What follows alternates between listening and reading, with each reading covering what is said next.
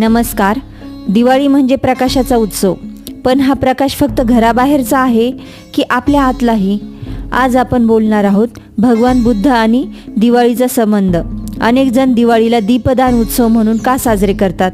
या सणामागे सम्राट अशोक आणि बुद्धांच्या विचारांची कोणती ऐतिहासिक जोड आहे? चला या ज्ञानाच्या दिव्याचा खरा इतिहास जाणून घेऊया.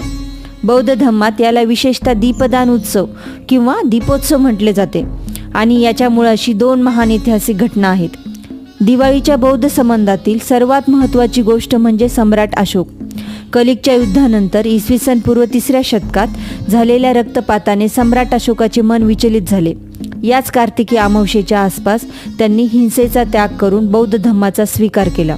बौद्ध धर्म स्वीकारल्यानंतर त्यांनी देशभरात 84,000 स्तूप आणि विहारे बांधले. हे बांधकाम पूर्ण झाल्याच्या नंतर त्यांनी एक भव्य उत्सवाचे आयोजन केले. याच उत्सवात दिवे लावले गेले आणि भिक्खूंना दान देण्यात आले. यालाच दीपदान उत्सव असेही नाव पडले.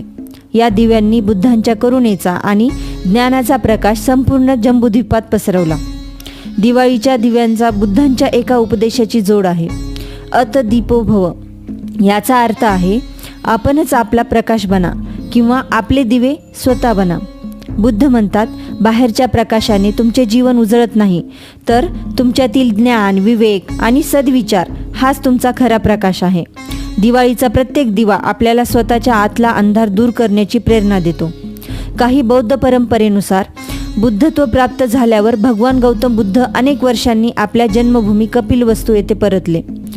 त्यांच्या स्वागतासाठी येथील लोकांनी हजारो दिवे लावले होते. हा प्रकाशाचा सोहळा त्यांच्या आगमनाच्या आनंदाचे प्रतीक होता.